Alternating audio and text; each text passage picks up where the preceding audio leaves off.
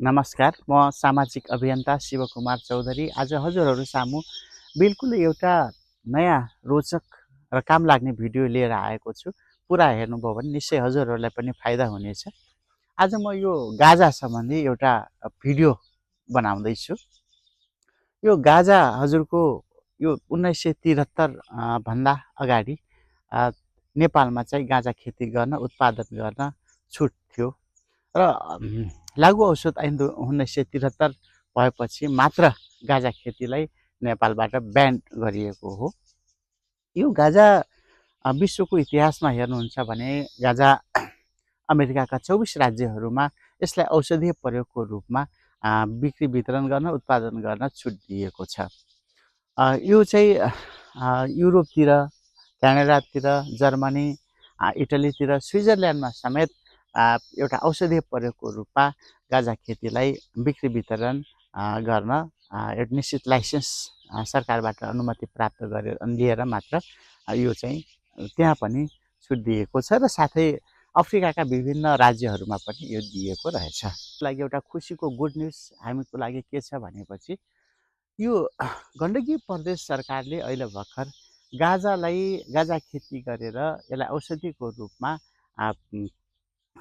उत्पादन गर्न पाउने लाइसेन्स पाउने भनेर गण्डकी प्रदेश सरकारले अहिले यसलाई पारित गरेको छ।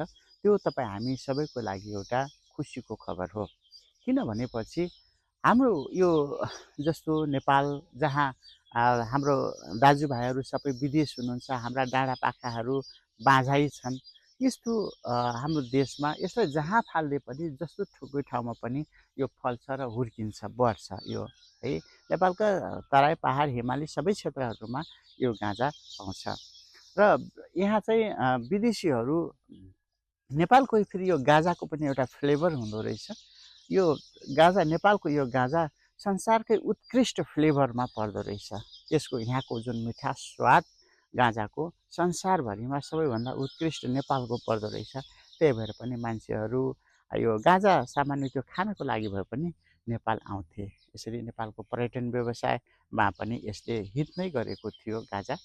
र यसलाई हामीले खानको लागि भनेर यो भिडियो बनाएको होइन। फेरि यो भिडियो चाहिँ औषधीय प्रयोगको लागि यसलाई चाहिँ हामीले चाहिँ सरकारबाट लाइसेन्स प्राप्त गरेर यसलाई उत्पादन गर्न सक्यौँ र यसलाई बिक्री वितरण गऱ्यौँ भनेपछि हाम्रो सम्पूर्ण नेपालको र स्वयं हामी नेपालीहरूको पनि समृद्धि हुनमा यो गाँजा यो नै हामीलाई काफी छ। हामी त्यति सम्पन्न देशमा बसेका नेपालीहरू हौँ।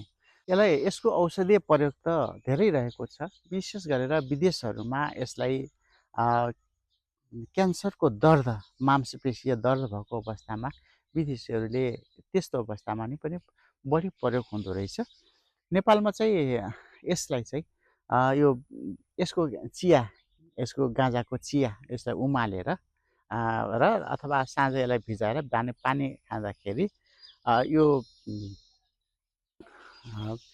6 महिनामा यो ग्यास्ट्रिक के अरे प्रेसर र सुगर ठिक भएर जान्छ भन्ने विश्वास गरिएको छ।